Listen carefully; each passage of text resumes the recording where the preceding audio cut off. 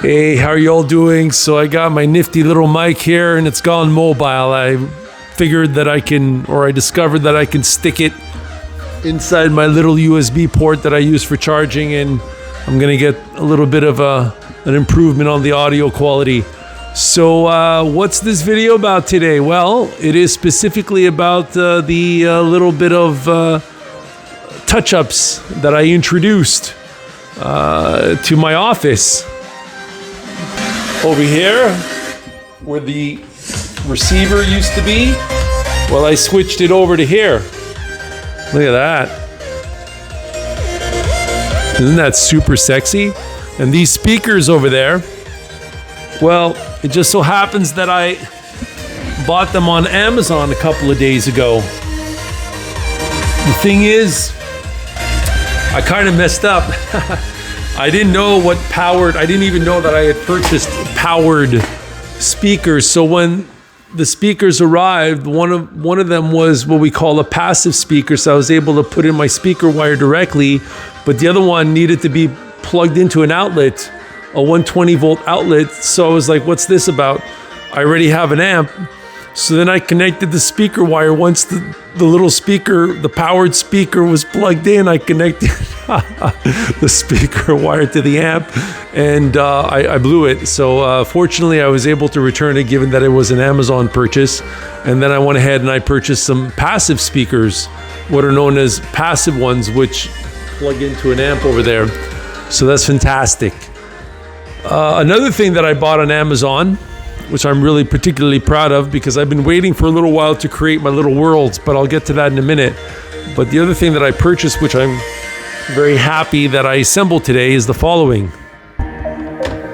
Where is it, baby? Where are you? No, not the candy. This guy over here. Let's click on it and see what this bookshelf is all about. Oh yeah, let's expand. Look at that. Woo-hoo! Well, guess what?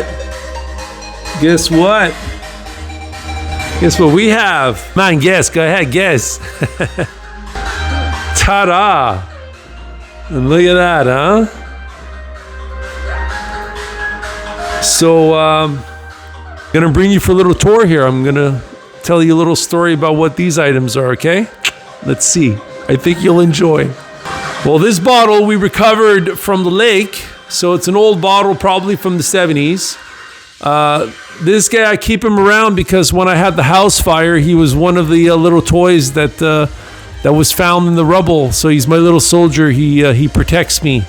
He's like, what do they call those bloody things in the movies when you have an amulet of some sort and it protects you, it wards off dangers? Well, that's what this guy represents to me.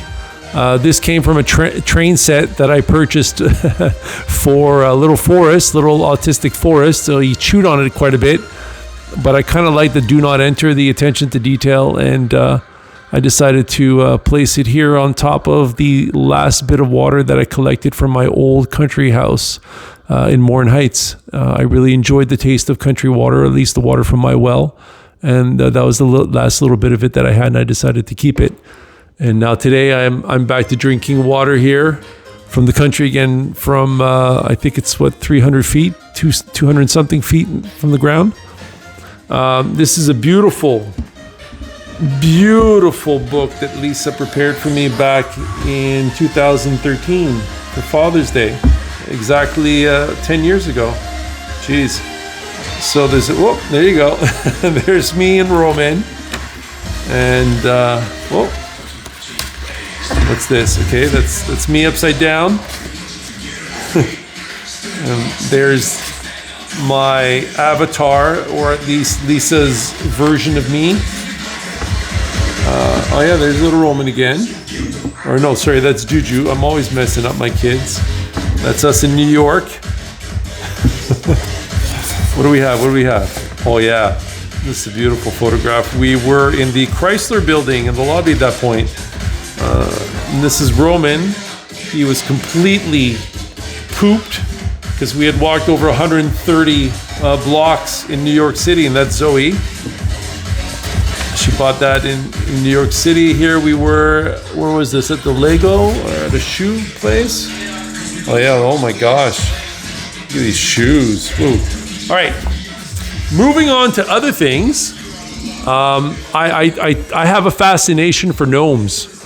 I really enjoy gnomes. So I tend to collect them. So right here, this gnome's drinking a cup of coffee, and if you push on the cup of coffee, oh, look at that, it's a little pug. Isn't that cute? So Zoe got that for me. And here, I particularly love this one. I listened to it on several occasions. It says here, "Spin Me," and this is one of the oldest memories I have. A music box salvaged from a long ago lost toy. That's peculiar phrasing, but maybe we'll get back to that in a minute, because the music that's spinning out of those speakers over there is making it kind of clashy to the the sweet, quiet tune that's produced by this music box. So we're gonna just kind of pass on this for now. I dug up this old tin cigarette case from the backyard when we were building, and this is copyright-free music, by the way. It's not the type of music that I usually listen to, so I decided to use it as a little key case. So I'm bringing back its utility. Look at that rust, man. You cannot fake that rust. This little assortment of fruit comes from Venice. I bought this from a little shop in Venice. This little case over here, I used to use it to dump my weed, but now I use it for my nickels and dimes. This little crystal ball, well, I got that from the things that we recovered from my sister's place after she was murdered. So I was fortunate enough to be able to keep this ball. I'm really happy about that. And over here, most glaringly is most glaringly in need of an explanation, is this skull. This comes from an owl, which I found on the side of the highway last summer, and I brought home. I just thought it was too regal, and I was hoping that it would dry out and that I'd be able to recover its beautiful feathers and its wingspan. But unfortunately, as it dried out, so did all of the ligaments and tendons and all the other stuff that kept the bird together, and so it just fell apart. And the fact that Roman's girlfriend's mom, the Brazilian, drove over the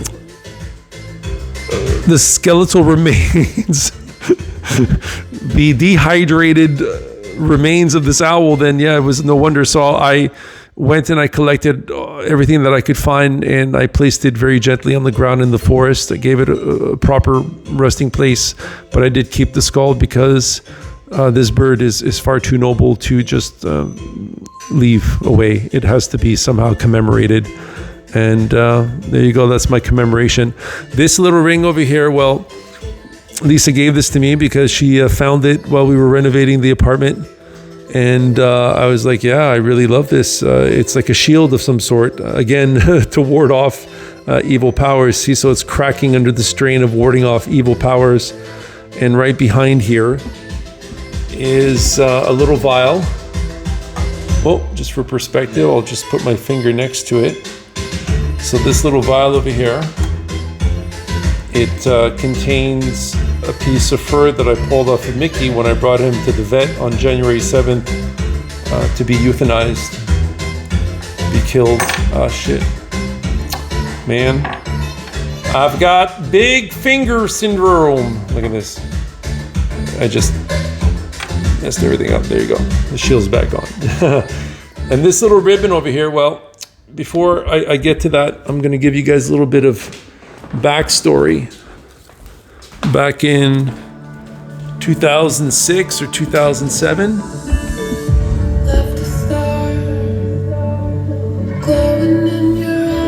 there was a shooting at one of our CEGEPs, which is a pre-university school system. And you can see people running away terrified. This was the guy that fired, that entered the school and shot at people. And he managed to kill one girl. And the girl that he died Anastasia, I believe. Well, people were commemorating her death by leaving letters and symbolic items, and one of which was this ribbon. And probably, I would say, a month after her murder, all of these messages to her to commemorate her murder were removed from the fence where they were placed. You know how whenever somebody dies in a particular area, there's all these flowers, like if it's an orphanage or a school, then people come with little teddy bears and things of the sort, and flowers and messages. So it's a forever tradition or practice. I mean, you know, we put dimes on the eyes of dead bodies in Greece, you know, in order to pay the passage across the river Styx and things of that sort. So, you know, and the Egyptians with their traditions, and all of us, we all have throughout time in history, all sorts of ways to commemorate the passing and to help the dead along in their transition.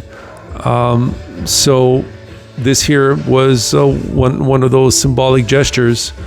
And so it was left behind. It was the only thing that had been placed, not the only thing that had been placed, but amongst thousands of other symbolic trinkets.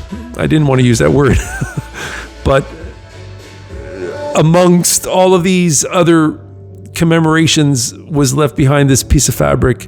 So I took it. I used to walk around quite a bit. So I had time to be able to observe and to analyze and to get close and to touch and feel and smell. And on a subsequent walk after I had observed what's the word I want to use? The shrine. The shrine. They left one piece of fabric behind, and I took it. And I brought it here and I merged it with my sister's crystal ball because she was shot to death as well, right? This here, man, this is wine from Pompeii, grown in the same land, on the same land that was covered with the ashes of Vesuvius. And it was so incredible, man, when we were driving up that little road, tiny road, very sharp turns with this giant bus that lost its air brakes or had difficulties with air brakes, and I was like the only guy who wouldn't get back on the bus, man. I mean, the final destination moment, right?